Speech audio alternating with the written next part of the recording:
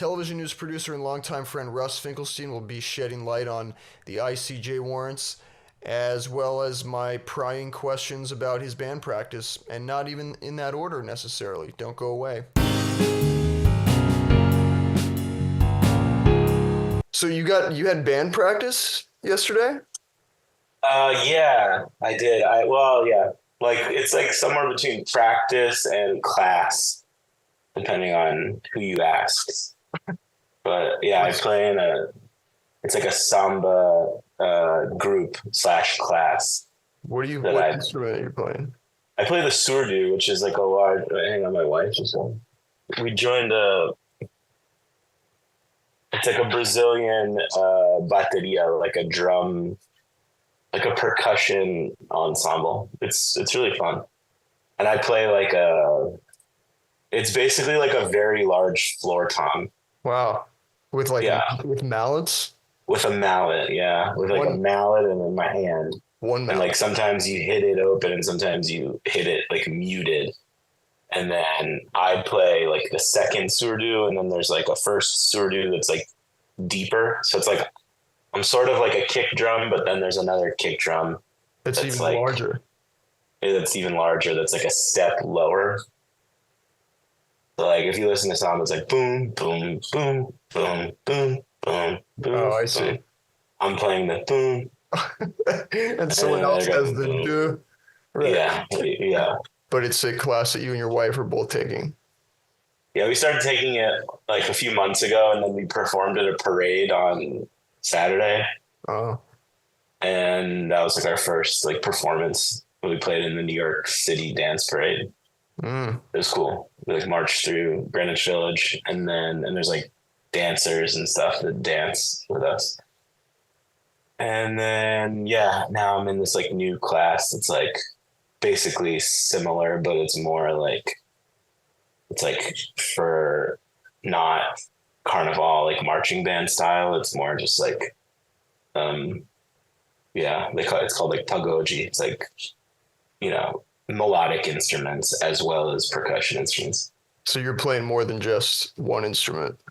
No, I still just play that one drum. But like Yeah, in the marching band, I there's see. like 25 people all playing drums, and in the pagoji it's like three or four drums and then like some melodic instruments and a singer who sings.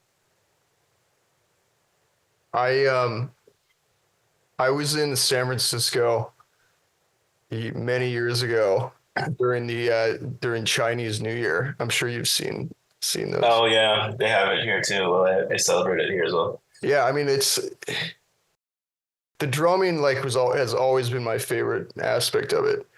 And on this one particular occasion, um, I was watching these guys go, and I thought to myself, what if there was this, like, you never see this, but what if there was a guy on the drum who couldn't hack it and would and had the potential to ruin the entire thing? I'm not joking, Russ.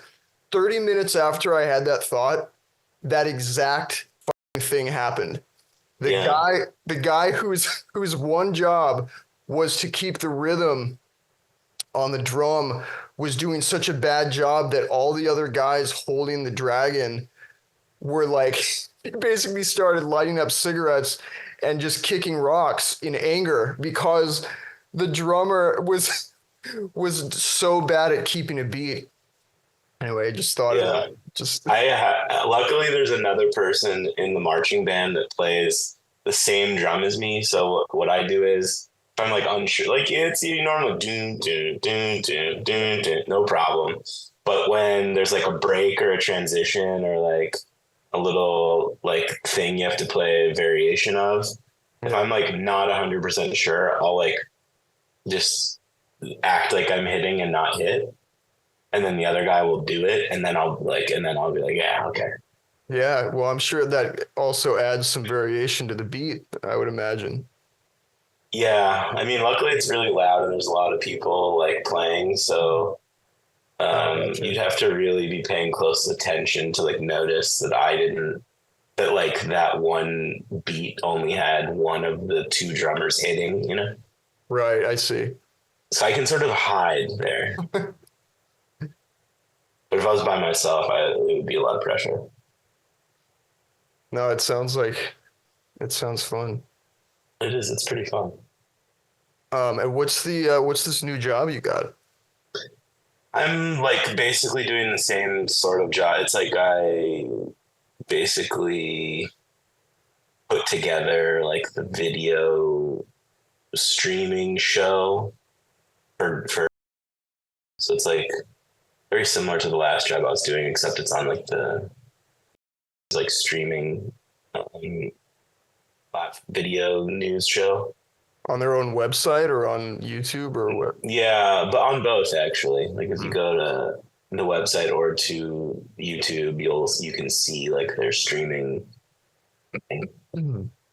They made me take this standards class yesterday where they're like, you're like not allowed to like comment or share opinions about anything at all, like in public. And I'm like, all right, well, I'm not gonna abide by that, but if I can, like the way I've always approached this is like I just don't say where I work on my Twitter bio because then that's how people get in trouble, you know? Right, right. Someone's like, oh, at CNN, at New York, at whatever, at Dunkin' Donuts. This is how your employees are talking about whatever.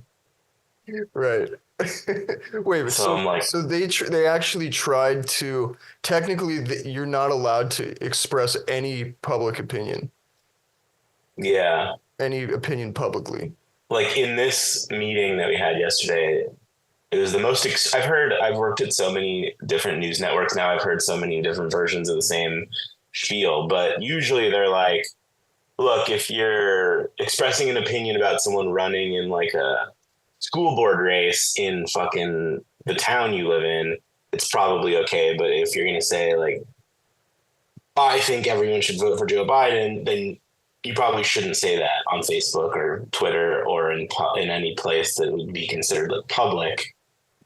But in this briefing or whatever that I had yesterday at ABC, they were like, you know, like maybe you don't even want to be doing a quote unquote fit check where you're like talking about the clothes that you're wearing, because that could be seen as promoting one brand over another brand. And then if you're going to do a story where you're talking about like the fashion industry, people might say that you're biased in favor of one brand over another. And I was just like, this is taking it too far. Yeah. Also, I'm also freelancing, so like I'm just like I can't. Do they know that? They know I'm freelancing, yeah. I mean, they hired me on like a freelance basis is what I mean. I see. Gotcha. So it's like a lot to be like, you as a person who we have no contract with, who we don't guarantee any like benefits or even like employment past like the week on the schedule, can't have to like completely silence all of your public expressions. It's crazy. I think, Yeah. you know? Yeah.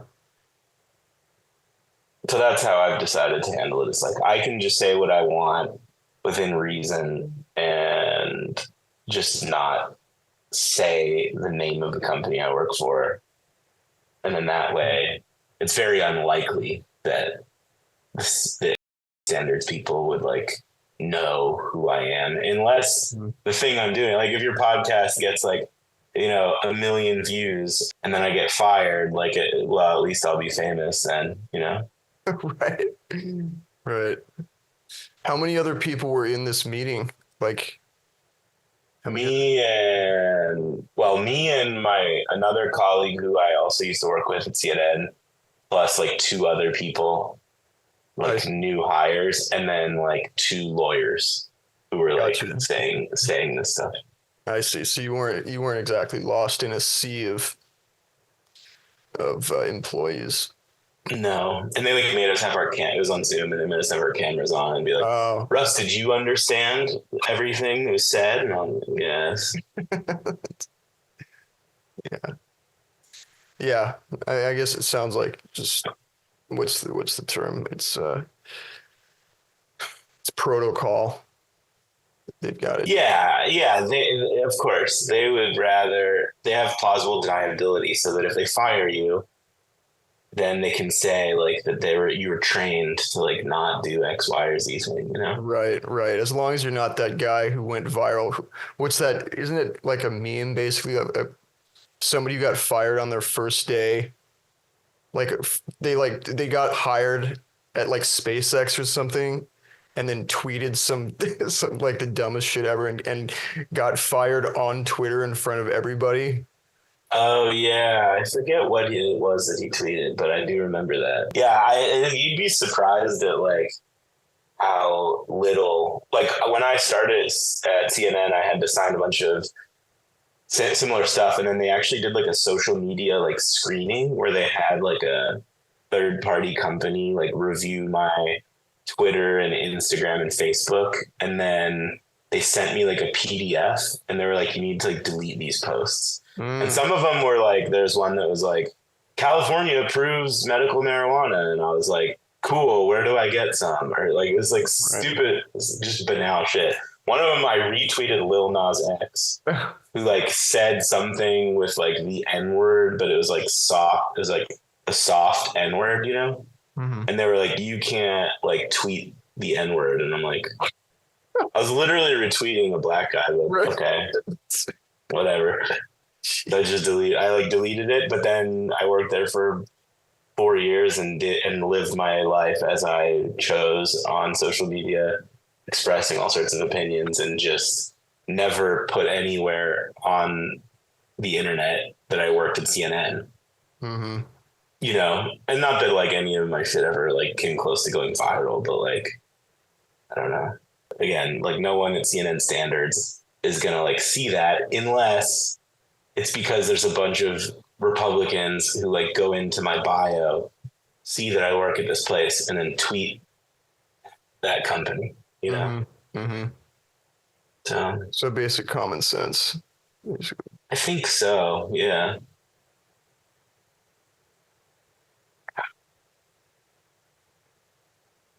What is the difference between what's the difference between the ICC and the ICJ? I mean, is there like is that a stupid question or just a can of I worms? don't think it is. No, I think that's a good question. Um, basically, the ICJ, the International Court of Justice, was established in order to like rectify disputes between countries themselves.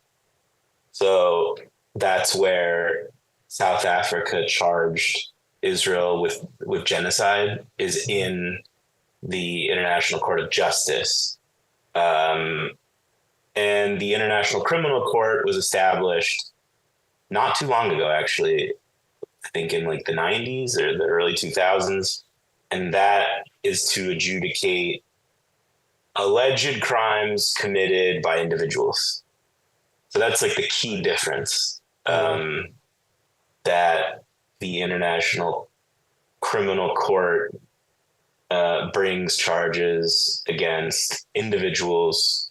A lot of the crimes could overlap or be similar to one another, and it's all based on like human rights and the laws of war. Um, but yeah, that's the key difference. Is the International Criminal Court is for individuals. Yeah, no, that seems to make sense. Um I was watching something earlier today that was talking about how the US, if I have this right, the US and Israel are not members of the ICC. Yeah. And the first question that popped in my head was how does that work? Like um how does a country have a choice as to whether they are beholden to laws uh, to the laws of a specific body or or organization like that? Okay, so I'm not like a super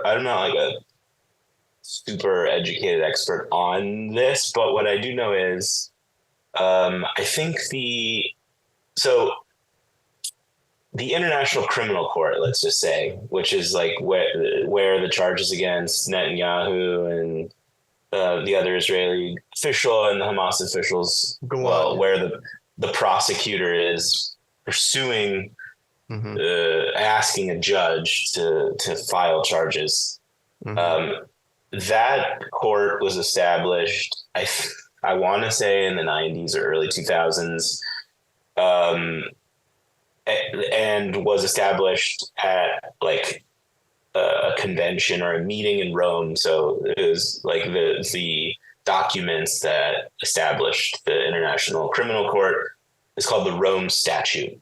And there was, I don't know how many countries, let's say like the vast majority of UN member states signed the Rome Statute, which basically established the International Criminal Court and like gave the court the authority to pursue cases within those countries or committed by those countries in other places that aren't necessarily members or signatories of the Rome Statute. Does that make sense? Yeah. So like Ukraine is an interesting example because it's a very good like parallel between what's happening now with Israel and Palestine. So Russia is not I don't know if they signed the Rome Statute and then they didn't, and then they pulled out or they didn't sign it, but whatever the case may be, Russia is not itself like party to the International Criminal Court. So I see. But Ukraine is, right? So Ukraine did ratify the Rome Statute, and therefore, as a signatory of the Rome Statute and a member of one of the countries that falls under the jurisdiction of the International Criminal Court, that the fact that Russia invaded Ukraine means that Russia can be found guilty or charged with that crime in the eyes of the court. That's separate and apart from the practicality of, does that mean that the International Criminal Court can then go like arrest Vladimir Putin in Moscow? Just put that aside for a second. According to the court, it's just, did a member of the court or a signatory of the Rome Statute, are they being accused of a crime? Or is a crime taking place in one of the countries that is a signatory of the statute? If either one is the case, then according to the court, they can go and pursue charges that pertain to that crime. So in the case of Ukraine, the U.S. position, like the State Department and White House position was, it's a good thing that the International Criminal Court is charging Vladimir Putin with these crimes, and it doesn't matter that Russia isn't a member or doesn't subscribe to the jurisdiction of the court because these crimes happened in Ukraine. And therefore, if Vladimir Putin were to set foot in a country that is party to the Rome Statute, in theory, he could be arrested, although there's politics at play there as to whether it would be incumbent on the specific country then that he's in, or that whoever it is that's accused by the court is in, to actually physically go arrest that person. But there was an instance where there was, I think it was like a BRICS meeting or some summit, international summit, I want to say in South Africa, and Russia was invited, or Putin was supposed to go, and then ended up not going because he ultimately was worried that the South African police would go arrest him.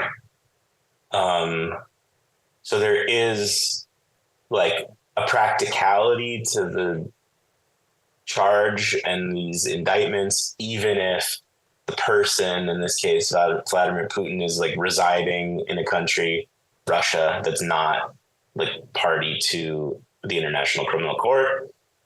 Now, the Israeli Netanyahu and what's his name? Gallant are being charged by the court, or whatever, the prosecutors pursuing charges and asking the judge to issue them. And the United States position, like the logic of the United States position is just the opposite. So they're saying like, well, Israel isn't a signatory of the Rome Statute, and therefore the International Criminal Court doesn't have jurisdiction.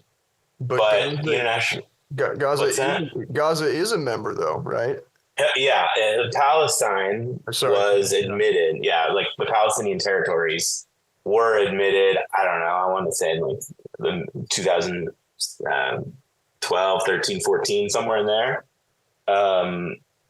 They had been, I want to say, like Mahmoud Abbas had been pushing to have Palestine recognized by all sorts of different like entities. And eventually the court said, okay, we recognize Palestine as a state. That's why when you listen to the prosecutor, when he gave his press conference, he said I think he said like the state of Palestine or something like that, which is like, you know, right. The funny thing about international law is like, this has always been like the issue. Like this has always been in dispute is like the authority or the ability for these international bodies and organizations to like be seen as legitimate and to actually have like authority in these matters has always been like up for dispute by people who are accused of crimes. So that's what's interesting, I think, about this. Like the hypocrisy of the United States is laid completely bare when over the course of like, I don't know, 2 or 3 years, the position was like, doesn't matter if Russia isn't party to the ICC, we support these charges against Putin. And now they're saying the exact opposite. Like, well, Israel didn't sign the Rome Statute, so therefore these charges are completely baseless, and there's no the court, the prosecutor is now standing to basically like bring these charges, and it's the exact opposite logic, you know. Oh yeah, and the hypocrisy doesn't end there, obviously. As you may know, there was also charges brought against Hamas figures. Sure, yeah. And I'm curious if you think that if that like, I don't know, softens the blow, or like did what's his name, did Karim Khan have no choice but to try and play both sides like that, or was that do you think? You know, this has been like the big talking point now, or one of the big talking points from like the State Department and the White House and all of these like U.S. officials, is basically that they're like accusing the court of like whataboutism, because they're like somehow, because he's announcing these charges on the same day, they're saying like, well, it puts them both on the same, like on some sort of equal footing, and makes it sound like Netanyahu is just as bad as the leaders of Hamas, and that's not the case, and therefore that's how you know the court is illegitimate or something. I, to be honest, don't fully know the logic as to why the charges were brought at the same time, and I do think there is validity to the argument that the charges against Hamas officials probably could have come earlier. I don't think that has anything to do with like the validity of the charges against the Israeli officials, but politically or optically, I guess it's like not, it's like the weak point, as I see it, of like the case is that it probably would have been more effective to have brought the charges against the Hamas officials earlier, and then and then it's totally understandable why it took so long to like gather all this evidence and information and really have like a airtight indictment before pursuing it against Israel. That makes sense to me. But yeah, I don't fully understand why it took so long for them to charge the Hamas officials. But clearly, they're like, if you know the basics of the statutes that are being described, it would seem to me that Hamas is absolutely guilty of those crimes.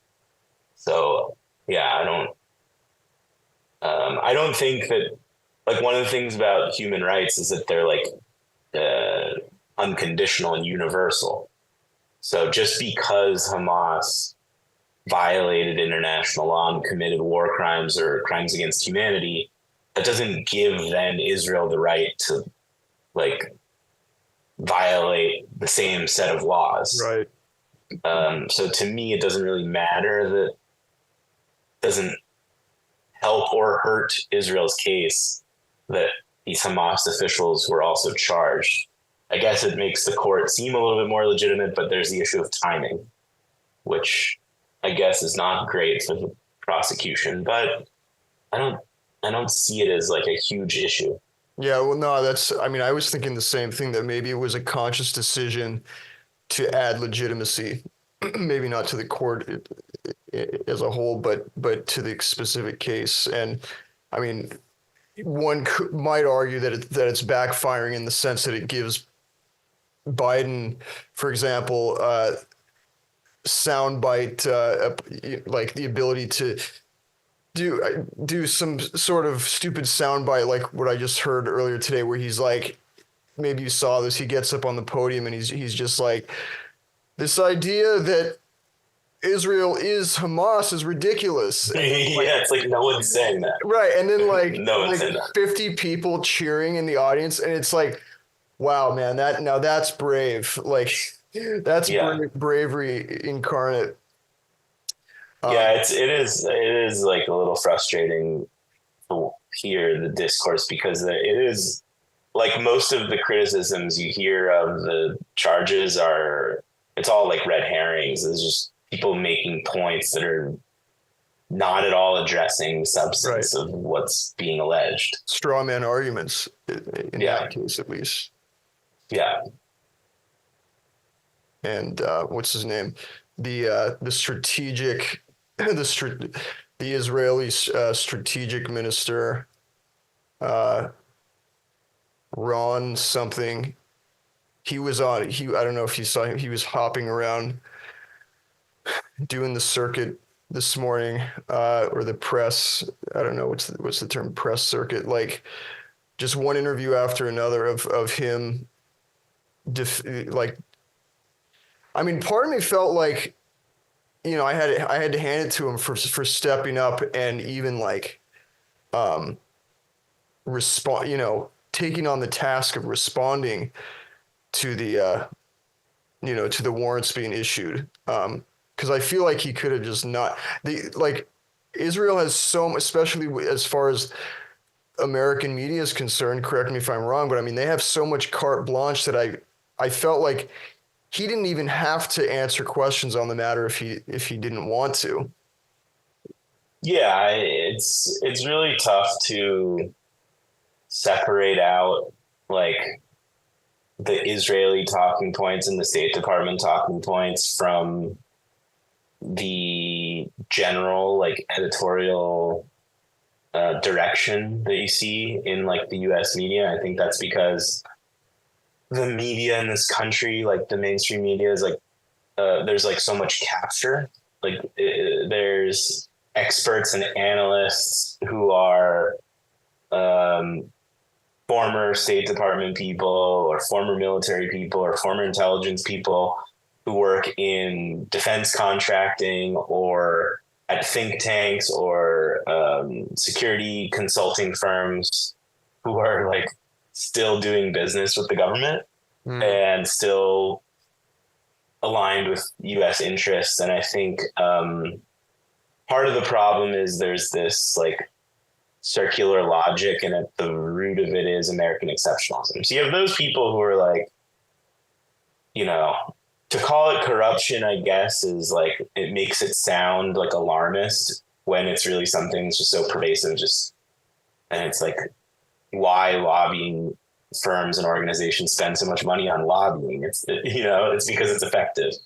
But there's also like at the root of all of this stuff is like American exceptionalism. So there was a time when the U.S. was party to the International Criminal Court, and I think that they withdrew or sort of like took themselves out of the mix because there was a possibility that the U.S. was going to face charges, or U.S. officials were going to face charges. I think it was regarding like support of the Sandinistas in Nicaragua, or the Contras in Nicaragua. And so they were like, well, we can't be like, we believe in international law and human rights, but not if it's gonna like come back against the United States. Like, we can't stand for that, you know? So I think that a lot of people who work in the mainstream media, they really believe that the United States is like the beacon of democracy and justice and human rights, and like because Israel is such a big U.S. ally, they just sort of assume that like something that's bad for Israel and thus bad for the United States can't be like the righteous thing. Mm-hmm. And also there's like a whole set of U.S. laws against giving military aid and support to countries that the U.S. knows or believes is using those weapons in a way that violates international law. So it would be illegal, like according to U.S. law, if the United States knew that Israel was committing war crimes with the weapons we provide, and then we continued to provide those weapons. That wouldn't just be a crime according to the International Criminal Court. That would be a crime according to like U.S. federal statutes. Mm-hmm.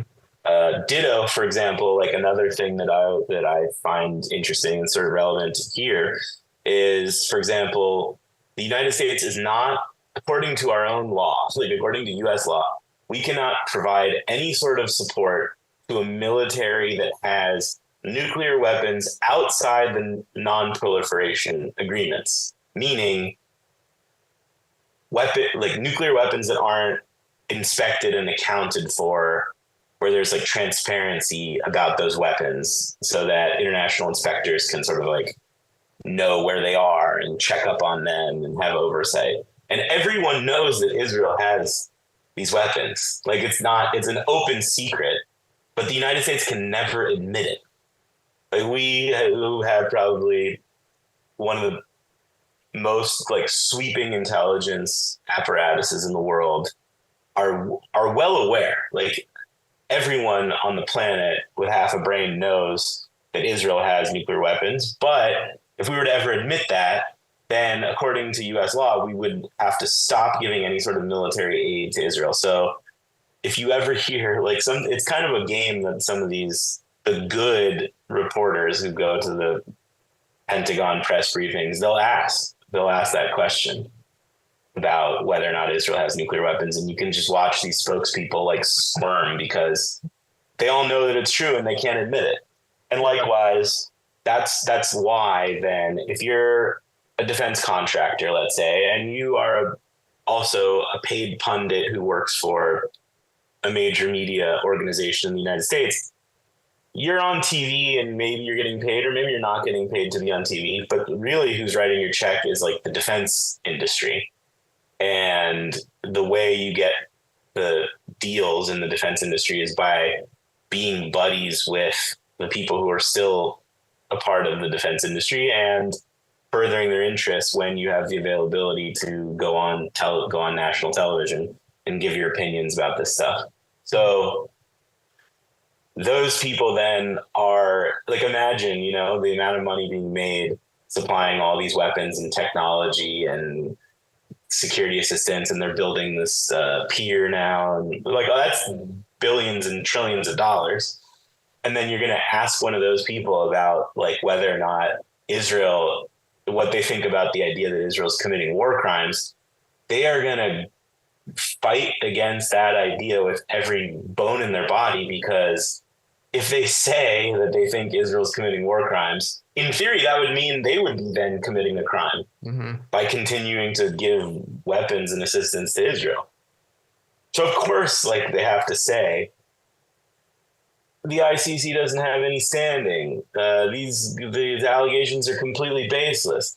They're attacking the only Jewish state. It's anti-Semitism. They'll come up with any justification or excuse they can, because ultimately they can't